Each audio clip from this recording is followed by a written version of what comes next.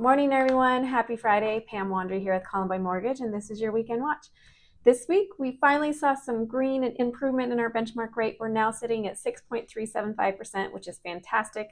This is largely tied to that newly signed peace agreement.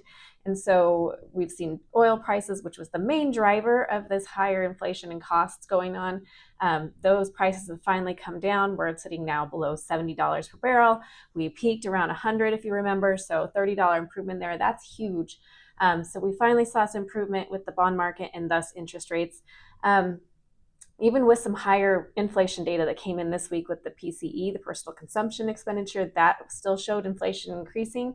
However, markets seem to look past that because of this whole now oil prices are coming down and things like that. So good news all around there for our interest rates and for buyers today. Here in the Denver metro area, it was a pretty relatively quiet week. We did see inventory increase another 2%. We're moving closer to that 13,000 mark. We're a little over 12,600 homes on the market. Just for perspective, last year we peaked this very same week around 14,000 homes on the market. So we are below that. We're a little tempered with the buyer activity and sellers, probably likely due to the Iran conflict that was going on.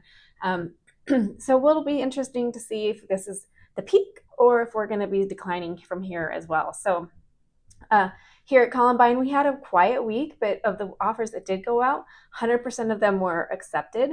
It was a wide range. We had, one that went for 4% below list price and one that went for about 4% above list price. So it really is important to lean on that real estate agent, your realtor, to know specifics about the property that you're making an offer on, if there's ability to negotiate, or if you're going to have to come with your best game from the get-go to really know if you're going to be able to get under contract. So make sure you're leaning into their knowledge and expertise, because it is a wide range out there of different opportunities for buyers depending on your preferences and your wishes and things that you want, like for that home.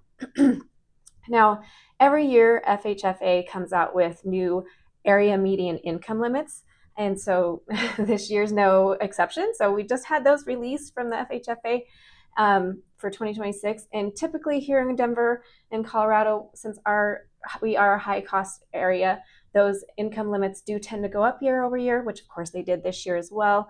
And this is really important because what that means is that's how it is determined if you are able to qualify for some of those lower income affordability loan programs like Home Ready and Home Possible. Those are income capped. And so it typically is 80% of the area median income to be able to qualify to use some of those programs. And so as we increase those loan limits or those limits, it makes it a little easier for people who here in Colorado to qualify for some of those programs. So there's more details about what those limits are in the email. If you have questions, obviously don't hesitate to reach out. I'm here if you need me this weekend. Have a lovely weekend. It's going to be gorgeous. Reach out if you need me. Otherwise, I will see you next week. Bye-bye.